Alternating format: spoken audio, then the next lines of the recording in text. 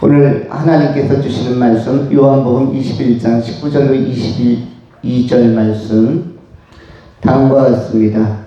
이 말씀을 하시면 베드로가 어떠한 죽음으로 하나님께 영광을 돌릴 것을 가르치심이러라. 이 말씀을 하시고 베드로에게 이르시되 나를 따르라 하시니 베드로가 돌이켜 예수께서 사랑하시는 그 제자가 따르는 것을 보니 그는 만찬 속에서 예수의 품에 의지하여 주님을 파는 자가 누구오니까 묻던 자더라. 이에 베드로가 그를 보고 예수께 여짜오되 주님, 이 사람은 어떻게 되겠사옵나이까? 예수께서 이르시되 내가 올 때까지 그를 머물게 하고자 할지라도 네게 무슨 상관이냐? 너는 나를 따르라 하시더라. 아멘.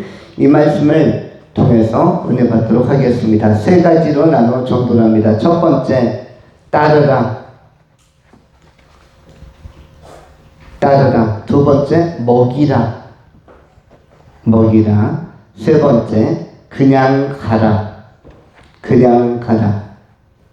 전체 제목은 상관 말고 너는 나를 따르라. 하나씩 상고합니다. 먼저 따르라에 관한 말씀입니다. 오늘 본문 말씀에 19절에 이렇게 기록이 됩니다. 이 말씀을 하시면 베드로가 어떠한 죽음으로 하나님께 영광을 돌릴 것을 가르치심이러라. 이 말씀을 하시고 베드로에게 이르시되 나를 따르라 하시네. 나를 따르라고 말씀하셨습니다. 오늘 본문에 나오는 나를 따르라 라는 표현은 그냥 내 뒤 따라와라, 졸졸 따라와라 이런 뜻이 아닙니다. 원문은 어떻게 되었냐면 아콜로 데이 모이, 아콜로 데이 모이. 아콜로 데이 모이는 뭐냐면 자기 십자가를 지고 자기 고난의 십자가를 지고 자기를 부인하면서 따라오라 라는 뜻입니다. 아콜로 데이 모이. 그냥 따라오는 게 아니라 졸졸 따라오라가 아니라 내가 가는 대로만 따라와 이것이 아닙니다. 여행 갈 때 가이드를 따라서 우리가 필리핀이나 태국이나 스위스나 어디를 가면 가이드들이 있죠. 가이드 따라서 가는 졸졸 따라가는 것이 아니라 자기를 부인하고 자기 십자가 지고 따르는 것이 본문에 나오는 예수님께서 제자에게 베드로에게 명하신 따르라라는 요청이었습니다. 아콜로 데이 모이, 아콜로 데이 모이. 이것은 뭐냐면 자기를 부인하고, 어디에 자기를 부인하고 나옵니까? 마태복음 16장 24절로 25절에 예수님께서는 이렇게 말씀하셨습니다. 이에 예수께서 제자들에게 이르시되 누구든지 나를 따라오려거든 자기를 부인하고 자기 십자가를 지고 나를 따를 것이니라. 누구든지 제 목숨을 구원하고자 하면 잃을 것이요 누구든지 나를 위하여 제 목숨을 잃으면 찾으리라. 예수님께서는 자기를 부인하고 자기 십자가를 지고 나를 따라오라고 말씀하셨습니다. 그것이 제자의 참된 길이라고 말씀하셨습니다. 또한 누가복음 14장 27절에도 이렇게 말씀하십니다. 누구든지 자기 십자가를 지고 나를 따르지 않는 자도 능히 내 제자가 되지 못하리라. 예수님의 참된 제자는 누가복음 14장 27절에 의하면 누구든지 자기 십자가를 지고 나를 따르지 않는 자도 능히 내 제자가 되지 못하리라. 이 말씀에 의하면 자기 십자가를 지고 따라야 한다는 것입니다. 그러므로 여러분의 인생은 전부 다 십자가를 지고 걷는 인생입니다. 인간은 누구나 혼자 뛸 수가 없습니다. 인간은 누구나 둘 중에 하나를 지고 뛰어야만 합니다. 어떤 것을 지고 걸어가야 합니까? 세상에 무거운 짐, 수고하고 무거운 짐을 하나 걸머지든지 아니면 십자가를 걸머지든지 둘 중에 하나는 걸머지고 가야 하는 것입니다. 모든 인간은 그냥 혼자서 그냥 런닝부 바람으로 이렇게 뛰는 사람은 없습니다. 뛰되 아직 하나님을 모르고 예수를 모르는 사람들은 수고하고 무거운 짐의 보따리를 하나 짊어지고 그 배낭 하나 짊어지고 철로역정이라는 책에도 나오는 것처럼 죄의 짐, 수고하고 고민의 짐 이걸 하나 염려와 불안의 짐을 하나 짊어지고 걷는 것이고 그래서 삶은 고단하고 무겁습니다. 여러분 하루 일과를 마치고 학생들도 학교와 학원을 마치고 집에 돌아와서 잠자리에 누우면 좀 피곤하지 않습니까? 아침에 일찍 일어나서 세수하고 또 머리도 감고 바쁘게 학교에 가서 일과를 마치고 또 바로 돌아온 경우도 있지만 방과 후 수업이라든지 학원을 또 공부하고 돌아오는 학생들도 하루가 곤란할 것입니다. 요즘 학생들은 또 책가방도 엄청나게 무겁습니다. 수고하고 무거운 짐이 맞는 것 같습니다. 어른들도 마찬가지입니다. 직장인들도 그 러시아어에 특별히 지하철 같은 경우는 서울로 가는 지하철은 엄청나게 사람들이 많이 타고 있고 또 버스도 한참 기다려야 되고 쉽지 않습니다. 차를 가지고 나가도 서울 들어가기가 좀 무섭습니다. 차가 막힐까봐 너무 도로에 묶이는 시간이 많을까봐 이런 마음들이 있습니다. 그래도 하루의 일과를 업무를 위해서 꾸준히 채워가면서 매일 반복해서 삶을 영위합니다. 이러할 때 하나님을 안 믿는 분들은 수고하고 무거운 짐을 지고 가게 되겠습니다. 하나님을 믿는 사람들도 짐을 지는데 무슨 짐입니까? 십자가의 짐을, 십자가를 대신 지는 것입니다. 십자가는 세상에 있는 수고하고 무거운 짐 못지않게 무거워 보이지만 실제로 짊어지면 오히려 갈수록 가벼워지는 짐이라고 할 수가 있습니다. 겉으로 보기에는 십자가가 더 무거울 것 같고 더 부담스러울 것 같은데 그러나 막상 한 걸음 한 걸음 믿음의 걸음으로 믿음의 행진을 하다 보면 십자가는 오히려 우리에게 활력과 에너지를 주는 그런 능력으로 작용을 하게 되어집니다. 십자가를 지는 사람에게는 성령께서 함께 하심으로 성령의 능력으로 그 삶을 열심히 살았음에도 불구하고 지치지 않고 그리고 감사하다, 참으로 보람이 있다라는 의미를 부여받으면서 살게 되어집니다. 십자가를 지지 않고 수고하고 무거운 짐만 지고 반복해서 힘겨운 삶을 살면 내가 삶을 왜 사는 거지? 내가 이 일을 왜 하는 거지? 이런 의미 부여가 잘 되지 않아서 지치고 염려하기가 쉬운 것입니다. 우리는 수고하고 무거운 모든 짐들을 다 예수께 내려놓고 대신 그냥 걷는 게 아니라 십자가를 지고 자기를 부인하고 예수를 따르면서 인생 여정을 살아가야 할 것입니다. 그때 십자가 가운데 함께 하시는 성령께서 예수의 영이 여러분을 도와주시고 지혜롭게도 하고 위로도 하며 보람과 가치를 창출할 수 있도록 삶의 의미를 재해석할 수 있도록 이끌어 주실 것입니다. 이것이 바로 예수님께서 나를 따라오라는 의미인 것입니다. 따라가는 과정 속에서 십자가를 진다는 것은 예수의 정신으로 산다는 것을 의미하며 조금은 더 그 아름다운 모습으로 단아한 모습으로 성화되어지는 모습으로 살아가는 것을 의미합니다. 여러분 최근이 대선 기간입니다. 여러분은 대선 사전선거에 참여하신 분도 있고 본투표를 준비하신 분들도 있습니다. 그런데 누가 될 것 같습니까? 그건 나도 모르고 여러분도 모릅니다. 그러면 어떤 사람이 되었으면 좋겠습니까? 이거는 여러분들이 가늠할 수 있을 것입니다. 누가 될 수 있는가에 대해서는 우리가 말을 아끼지만 어떤 사람이 되면은 이 민족에 희망이 있고 이 민족이 좋겠다. 그런 사람이 이 민족의 지도자가 좋겠다는 사람은 두각이 나타나게 될 것입니다. 그런데 우리 민족은 우리나라는 지금 정말 좋은 지도자가 필요합니다. 물론 이번 대선뿐만 아니라 다음 대선도 그 다음에도 좋은 지도자가 계속적으로 나와야 하는 것입니다. 그동안에 훌륭한 지도자들이 우리 대한민국에 많이 나타났기 때문에 대한민국이 많이 융성한 것입니다. 우리나라는 지형학적으로는 굉장히 좁은 극동아시아의 아주 좁은 영토를 가지고 있고 그리고 한반도는 세계적으로 작은 나라입니다. 남한은 특히 작습니다. 얼마나 작은가? 세계적으로 작습니다. 세계 작은 나라에 꼽다 보면 대한민국이 랭킹 10위 안에 들어갈 만큼 우리가 우습게 보는 네팔이나 페루나 이런 나라랑 비교할 수도 없이 우리는 아주 작은 나라에 불과합니다. 그런데 이 작은 나라가 만만치 않은 나라로 발전한 것은 훌륭한 사람들이 가끔 좋은 지도자가 나왔기 때문입니다. 예를 들어서 세종대왕 같은 분. 여러분들이 글을 읽을 수 있고 성경을 좀 읽을 수 있고 그리고 여러 소통을 잘할 수 있고 또 인문학이나 사회학이나 학문이 발달할 수 있었던 그 근저에 그 기초에는 바로 글이 한글이 있었기 때문입니다. 그렇지 않다면 여러분 전부 다 지금도 한문을 써야 됩니다. 한문이 얼마나 어렵습니까? 저는 초등학교 1학년 때 천자문을 처음으로 접했습니다.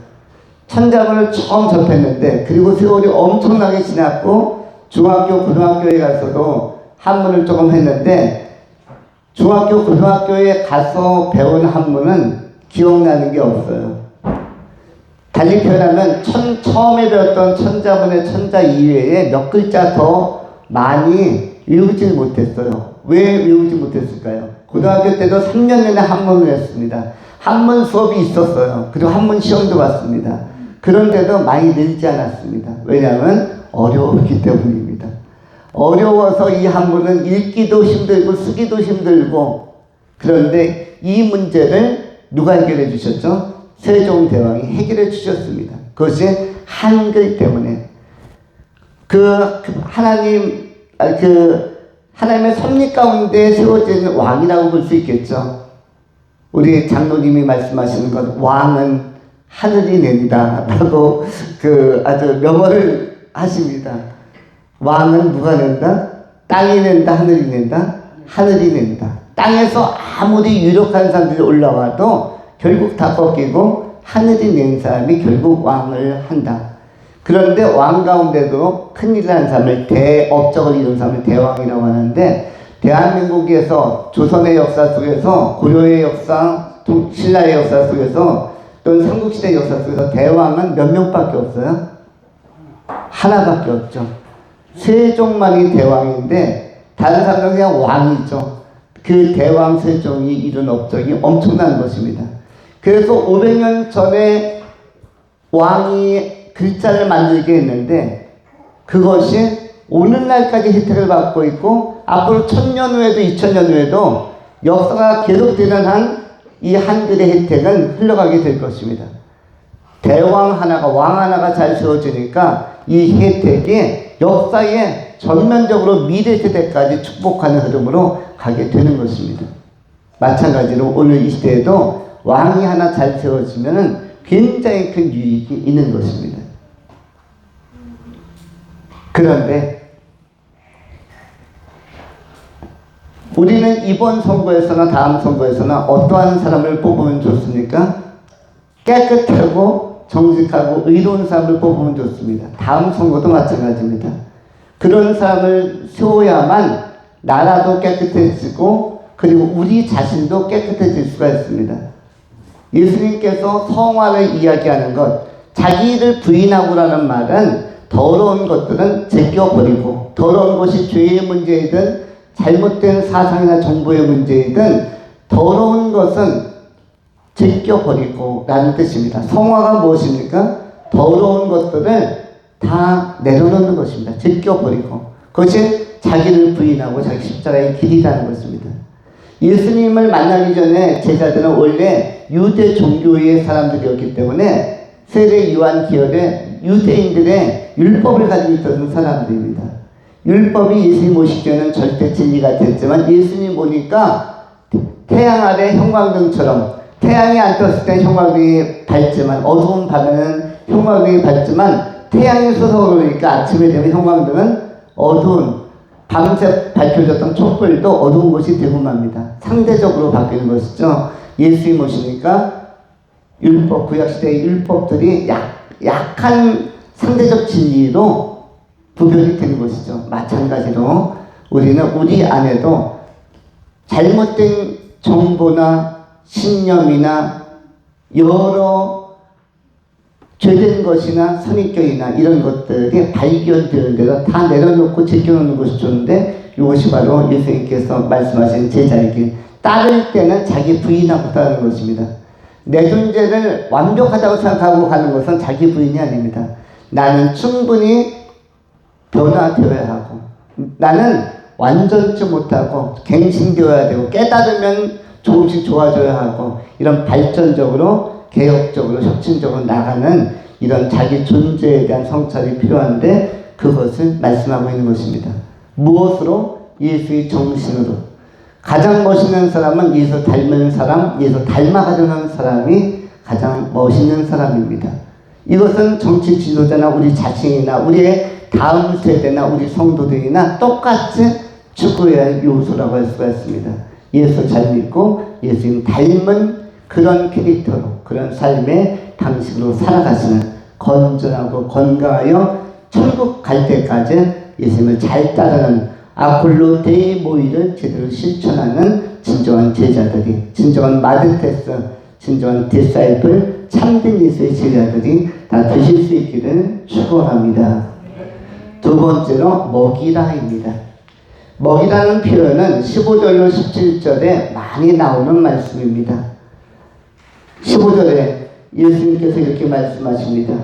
그들이 조각 먹은 후에 예수께서 시몬 베드로에게 이르시되 요한의 아들 시몬아, 네가 이 사람들보다 나를 더 사랑하느냐 하시니 이르되 주님 그러하나이다. 내가 주님을 사랑하시는 줄 주님께서 아시나이다. 이르시되 내 어린 양을 먹이라 말씀하셨습니다. 17절에 세 번째 이르시되 요한의 아들 시몬아, 네가 나를 사랑하느냐 하시니 주께서 세 번째 네가 나를 사랑하시냐 하심으로 베드로가 근심하여 이르되 주님 모든 것을 아시오매 내가 주님을 사랑하는 줄을 주님께서 아시나이다. 예수께서 이르시되 내 양을 먹이라. 15절에도 뭐가 나오죠? 먹이라. 17절에도 뭐가 나왔습니까? 먹이라입니다. 먹이라라는 단어는 예수님께서 헌신된 제자, 예수의 부활을 정말 믿는 제자, 그리고 예수님과의 관계를 회복하려는 제자들에게 주시는 사명적인 명령어가 먹이라입니다. 이 먹이라는 헬라어 본문에서는 보스케라고 합니다. 보스케. 내 양을 어떻게 해라? 보스케 해라. 보스케가 뭡니까? 보스케 해라. 보스케는 뭐다? 본문에 나오는 것처럼 첫 번째는 먹이는 것입니다. 나와 있지 않습니까? 보스케가 뭐예요?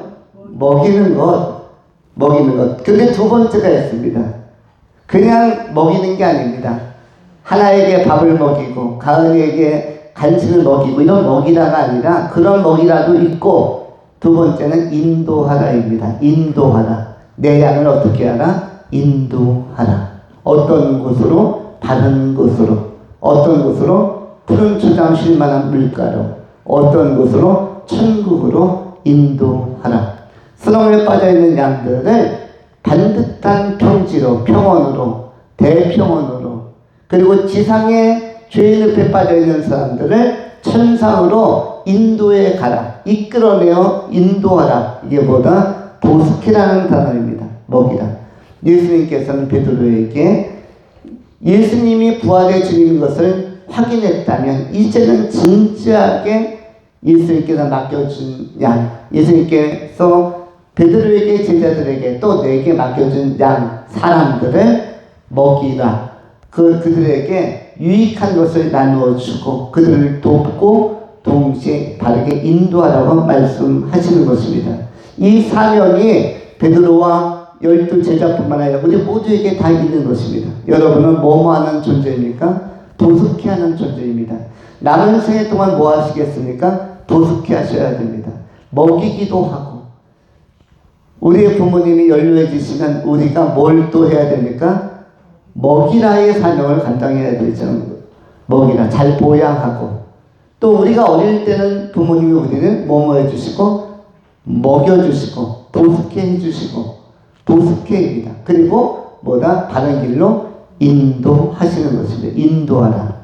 우리는 이 두 가지를 우리 이웃에게, 친지에게, 가족에게, 친척에게, 친구들에게, 우리와 동시대에 살아가는 사람들에게 이것을 꼭 해야만 합니다. 먹이는 일을 잘하고 그리고 인도하는 일을 잘해야 됩니다. 또한 동시에 우리뿐만 아니라 우리와 동시대에 살아가는 지도자들이 이 일을 해야만 합니다. 국민들을 먹이는 일. 그래서 경제를 다시 살려놓고 또 너무 소외되고 어려운 사람들을 격려하고 그들에게도 삶의 활력을 갖고 소망을 가지고 살아갈 수 있도록 생기 있게 끌어올려주고 먹이는 일. 두 번째는 뭐다? 그 사람들을 바른 길로 인도하는 일. 이 두 가지를 다 할 수 있는 지도자가 있다면 그런 지도자를 이 땅에서 세워나가면 되는 것이고 앞으로도 다음 세도 더욱더 그렇습니다. 동시에 누가 그런 사람이 되어야 되는가? 내가 그런 사람이 되어야 되는 것입니다. 우리 자신이 그리고 우리의 자녀들이 우리의 손주들이 우리의 다음 세대들이 바로 이 먹이는 보습계의 사명과 사역을 감당하는 귀하고 신실한 종들이 되어야 하는 것입니다. 먹이다의 사명을 잘 감당함으로 지상에서는 삶에 필요한 지식을 우리가 먹는 것이 필요하지만 천상에서는 영원한 생명의 말씀을 먹이는 것이 또한 더욱더 중요합니다. 우리가 먹이는 것도 지상적인 음식이 있고 뭐가 있다? 천상적인 음식이 있다. 천상적인 음식은 뭐다? 예배를 통하여 선포되는 영생의 말씀, 이것을 잘 먹으셔야만 합니다. 먹을 때 식욕이 좋아야만 합니다. 말씀에 집중력을 가지고 그 말씀을 깨닫고 내 것으로 체내와 내 것으로 생명화시키는 것이 또한 굉장히 중요한 것입니다. 세상적으로도 먹이는 것과 바른 길로 인도하는 것이 중요하지만 그렇기 때문에 친구를 사귈 때도 친구를 잘 사귀라고 합니까? 아무렇게나 사귀라고 합니까? 친구를 잘 사귀라고 합니다. 마찬가지로 우리가 신앙의 친구들도 잘 사귀셔서 우리가 좋은 교육을 이루심으로 말미암아 우리가 서로 격려하면서 우리를 먹이시고 공급하시는 선한 목사님을 따라서 천승에까지 선한 유익을 나누고 영향력을 나누면서 정진해가는 귀한 성도님들이 되실 수 있기를 축원합니다. 마지막 세 번째로 본문의 말씀은 그냥 가라는 말씀입니다. 오늘 본문에는 질문이 있습니다. 질의응답의 시간이 있습니다. 어디에 있습니까? 본문 말씀 22절에 있습니다. 21절 베드로가 먼저 질의합니다. 이에 베드로가 그를 보고, 그는 요한을 의미합니다. 그를 보고 예수께 여짜오되 주님, 이 사람 요한, 사도 요한은 어떻게 되겠사옵나이까? 22절 예수께서 이르시되 내가 올 때까지 그를 머물게 하고자 할지라도 네게 무슨 상관이냐? 너는 나를 따르라 하시더라.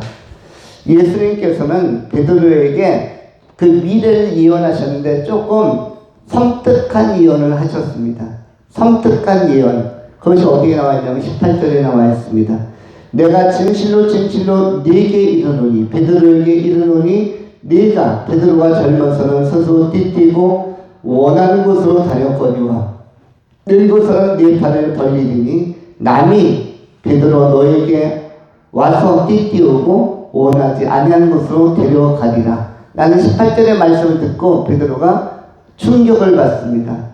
아니, 예수님께서 나를 사랑한다고 말씀하시면서 내 양을 먹이라고 부탁하셨으면서 그러면서 베드로의 삶을 진단해 주는데 젊어서는 네가 스스로 띠띠고 허리 빠띠고 그리고 원하는 곳으로 갔지만 이것은 뭐냐면 네가 원하는 대로 막 살았지만이라는 뜻입니다. 네가 원하는 대로 자의적으로 살았지만 그러나 늙어서는 나이가 들면서 네 팔을 벌리니, 네 팔을 벌린다 할 때는 양장점이나 양복점, 백화점이나 아니면 어떤 그 쇼핑센터에 가서 옷을 살 때 치수를 재기도 하고 옷을 맞출 때 이렇게 손을 벌리면서 치수를 잴 때의 동작을 생각하시면 좋습니다. 그리고 옷을 입을 때 협띠를 또는 이른바 허리바라고 하는 협띠 이런 것을 띠를 띄우고 원하지 않은 곳으로 데려가리라. 이건 협띠가 되기도 하지만 동시에 무엇이 되냐면 너를 결박하는 끈이 되기도 하고, 젊을 때는 내가 어디를 나가려고 하면은 여러분 단추를 채우고 신발 신고 나가죠. 그런 것을 의미하면 좋습니다. 남자들은 바지춤이 내려오지 않게 하기 위하여 협띠를 찾습니다. 특별히 양복 입는 분들은, 남성들은 전부 다 셔틀을 최종적으로 맨 다음에 나가게 되어지죠. 베드로가 남성이니까 허리띠라는 표현을 쓴 것입니다. 그런데 18절 후반절에 나오는 남이 네게 띠띠우고라는 것은, 남이라는 것은 어떤 상황이 또는 어떤 사람들이 너를, 베드로를 네가 원치 않은 방향으로 이끌어갈 것이다. 이것은 베드로가 복음 전하다가 체포되어 원치 않는 형벌을 받거나 처형을 받거나 또는 곤욕을 당하거나 이런 의미가 되는 것입니다. 그러면은 베드로는 미래가 복음을 전하다가 어려워질 것이 예견이 되는 것입니다. 옥에 들어갈 수도 있고요. 알 수 없지만 예수님께서 베드로에게 먹이라의 사명, 보스케의 사명을 주시면서 동시에 그 길이 복음의 길이지만 고난이 될 수도 있다라고 경고하시니까 나는 그렇구나. 이건 나의 미래가 만만치 않구나. 각오를 단단히 해야겠구나. 라고 이렇게 마음을 먹으면서 동시에 궁금했습니다. 옆에 있는 사람, 나랑 같이 동문수학하며 예수님의 12제자로 예수님께 같이 배웠던 이 사도 요한, 예수님의 품에 의지하며 예수님께 사랑받았던 이 요한은 어떻게 되겠습니까? 라고 묻는 것입니다. 여기 예수님의 대답이 명쾌하면서도 재미있게 나와 있습니다. 내가 올 때까지 그를 머물게 할지라도 네게 무슨 상관이냐, 신경 쓰지 말라, 신경 끊으라 라고 얘기합니다. 그러면서 너는 신경 끊고 나를 따르라. 우리는 이런 생각을 합니다. 우리가 삶을 살면서 다른 사람들은 지금 어떻게 살까? 내 고향 친구들은 지금 어떻게 살까? 내 초등학교 친구들은 어떻게 살까? 중고등학교 친구들은 어떻게 살까? 나를 소원하게 했던 사람은 지금 어떻게 살까? 나와 절친이었던 친구, 요즘은 못 만난 그 친구는 어떻게 살까? 또는 나를 배신했던 친구, 그 친구는 지금 어떻게 살까? 여러 우리의 삶의 과정에서 관계성 안에 있는 사람들이 있죠. 그리고 오랜 세월이 지나 만나지 못한 사람들도 있을 것입니다. 그런데 그러한 모든 이들에 대하여 상관하지 말라, 신경 쓰지 말라는 것입니다. 하나님께서 각자의 길을 그 사람의 특성에 맞게 인도하신다는 것입니다. 태양이 있습니다. 태양을 바라볼 때 태양은 누굴 향해서 내비친다고 생각합니까? 밖에 나가시면 태양은 누구를 향해서 비추어주고 누굴 따라오는 것 같습니까? 지구에 70억 있지만 다 나라고 이야기합니다. 다 나. 우리가 깜깜한 밤, 근데 북극성이나 아니면 보름달이 딱 떴을 때 그 달은 누굴 비치는 것 같아요? 그 달과 눈 맞추고 있는 나를 비치는 것 같습니다. 그런데 그 달은 지구촌 전체가 다 보는 겁니다. 그 시간에. 그래서 그 태양빛이, 달빛이 각 개인을 조명하고 비춰주는 것처럼 하나님은 태양처럼 우리 각자의 삶을 비추시고 각자의 삶의 방향들을 이끌어 주시는 것입니다. 그래서 12사도 개성에 맞게 다 이끌어 가기 때문에 저 사도 요한에 대해서는 네가 크게 신경 쓰지 말라. 너는 너에게 주어진 길을 차분하게 십자가를 지고 걸어가라 라고 말씀하는 것입니다. 우리 가운데도 마찬가지입니다. 우리의 여기에 예배하는 모든 분들도 각자의 삶을 사는 것입니다. 하나님은 똑같이 태양으로 비추어주는 것처럼 똑같이 사랑하시고 똑같이 성령 안에서 여러분의 삶을 한 주간도 한 해도 또 남은 생에도 이끌어 주실 것입니다. 그러나 거기에 대해서는 너희가 너무 상관하지 말라. 하나님은 다 생각이 있다는 것입니다. 각자에게 가장 맞는 길로 인도하시니까 하나님이 신뢰하면서 너희에게 주신 사명을 감당하라. 너희에게 주신 삶을 소중하게 여기면서 믿음 가지고 보숙해하면서 먹이면서 또 인도하면서 또 도와주면서 살아가라고 말씀하는 것입니다. 어떤 것이 더 나은가에 문제는 없습니다. 다만 우리는 천국을 향해서 열심히 달려가면 됩니다. 고린도전서 9장 24절에 우리에게 이러한 말씀을 바울은 하고 있습니다. 운동장에서 경주하는 자들이 다 달려갈지라도 오직 상 얻는 자는 하나인 줄을 너희가 알지 못하느냐. 너희도 얻도록 이와 같이 다름질하라.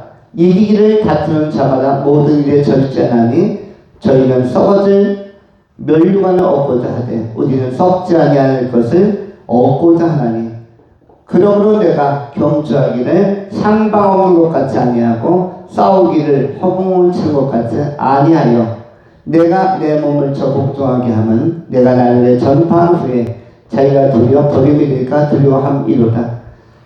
상방 없이라는 표현이 나옵니다. 우리는 다 레이스 경주에 참여하는 자입니다. 경주라는 단어는 히브리어로는 메르츠라고 합니다. 메르츠. 이 메르츠하는 자, 레이스에 참여하는 자, 경주하는 자입니다. 경주하는 자들은 목표가 분명해야 된다. 꼬린 지점을 보고 뛰어야 된다. 인생의 꼬린 지점도 어디입니까? 하나님이나 천국이고 예수님 만나는 그 자리입니다. 그 자리에는 상이 있는 자리입니다. 경주는, 레이스는 상이 있습니다.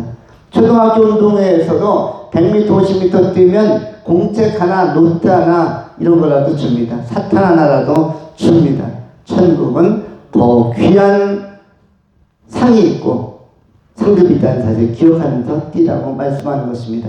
베드로에게 수고하고 무거운 짐지고 힘들어하는 많은 사람들을 보습게 먹이는 사명을 주셔서